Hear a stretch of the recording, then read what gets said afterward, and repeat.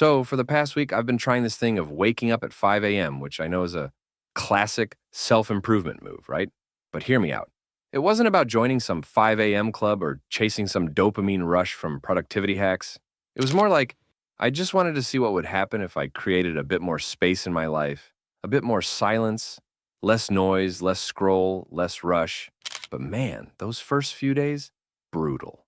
I used to think waking up early was just about discipline, like set the alarm, fight the urge, and win the day. But it's more than that. It's about meeting yourself in your quiet space when there's no one to impress and no rush to catch up to. That's where it begins. Day one, I set the alarm optimistically. Went to bed late. Stupid mistake number one. I told myself, I'll power through the entire time. Spoiler, I didn't. Alarm goes off. I open one eye, stare into the abyss of my ceiling, and then nothing. Snoozed back to sleep. Woke up at 7:45 with that familiar guilt cocktail. Disappointment, self-blame, and way too much blanket heat. Day two, I tried again. This time, I made it out of bed, but I didn't know what to do with myself. I sat there half awake, scrolling my phone, pretending I was awake. I wasn't. My brain was still in airplane mode. No plan.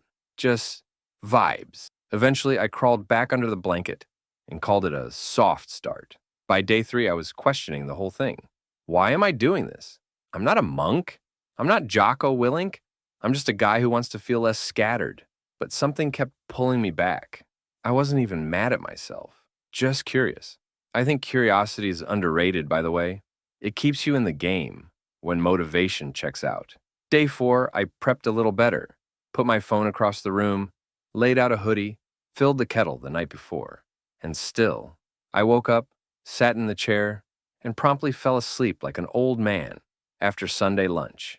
The discipline wasn't there yet, but the intention was starting to solidify.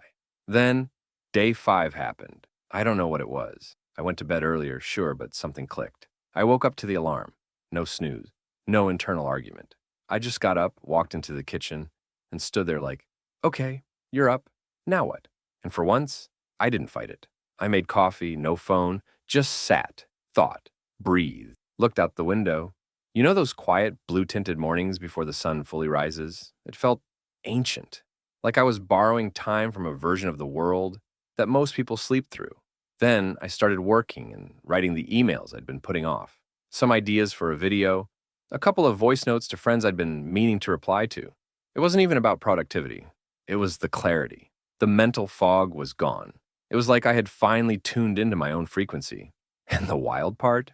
I looked at the clock, and it was only 8 a.m.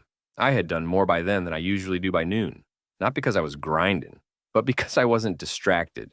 No noise. No inboxes screaming every 5 seconds. No world yet. Just me. And that's when it hit me. Waking up at 5 a.m. isn't the hard part. Staying awake with intention is. Anyone can jolt themselves out of bed. But being awake, like truly awake, that's a whole different art. So now, I'm not going to force you to wake up early. I'm not even going to say I do it perfectly now. Some mornings I still lose the battle. But here's what I've learned. Waking up at 5 a.m. really does work.